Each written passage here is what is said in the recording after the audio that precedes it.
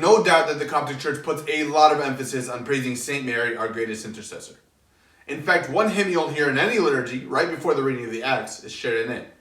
And the words of the hymn might change depending on the day that the liturgy is prayed on. So if it's just a normal liturgy, or what we say an annual liturgy, the words are addressed to Saint Mary, and they'll say, "Hail to you, O Mary, the beautiful dove, who gave birth to God the Word."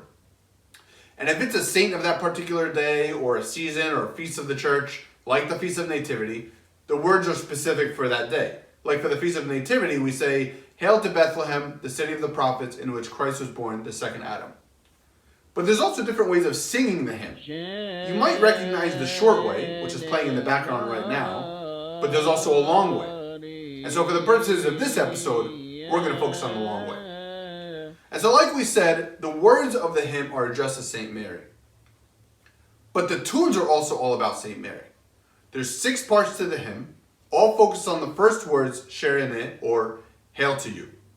I'll show you what I mean, so let's dive right in.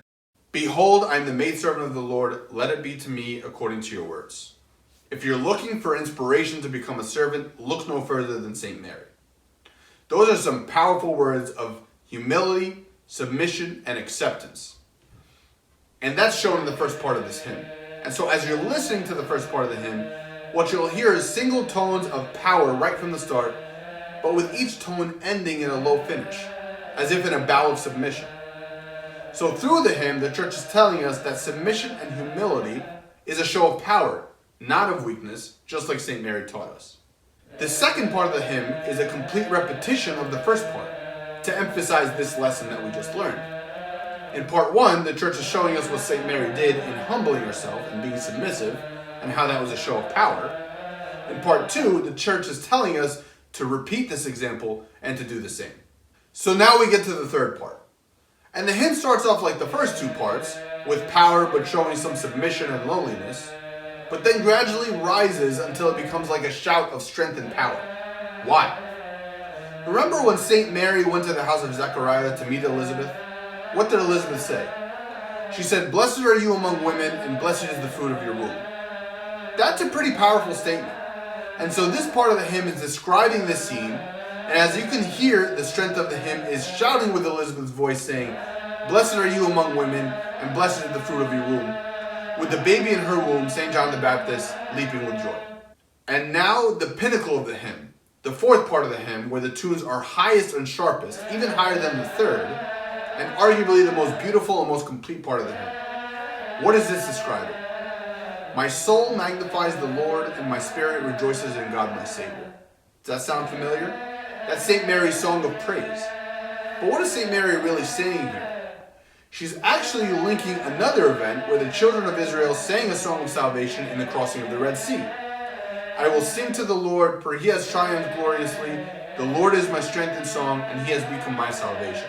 So just as the children of Israel crossed the Red Sea from darkness to light, from bondage to freedom, through St. Mary, we cross from darkness to light, from bondage to freedom.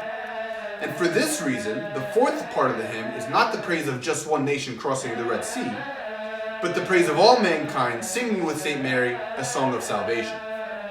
The fifth part of the hymn starts off slow and dragging, just like the slow, dragging, tough trip that the Holy Family took from Nazareth to Bethlehem. But it quickly changes its slow tunes and gradually moves to a faster pace and becomes more energetic, announcing the news of the glorious birth of our Savior. The last and final part of the hymn, and also the shortest part of the hymn, actually ties back to the fourth part of the hymn, which, if you remember, was all about St. Mary's song of praise. So part 6 repeats part 4 because the church is telling us to make sure that we don't forget all the spiritual meaning included in her song of praise, which is the song of salvation for all mankind. So if there's one thing the hymn wants to leave you with, it's that through St. Mary we cross from darkness to light, and all of us are praising with her a song of salvation. Thanks for watching. We hope you learned something. Look out for more videos to come, and we wish you a very blessed Feast of Nativity.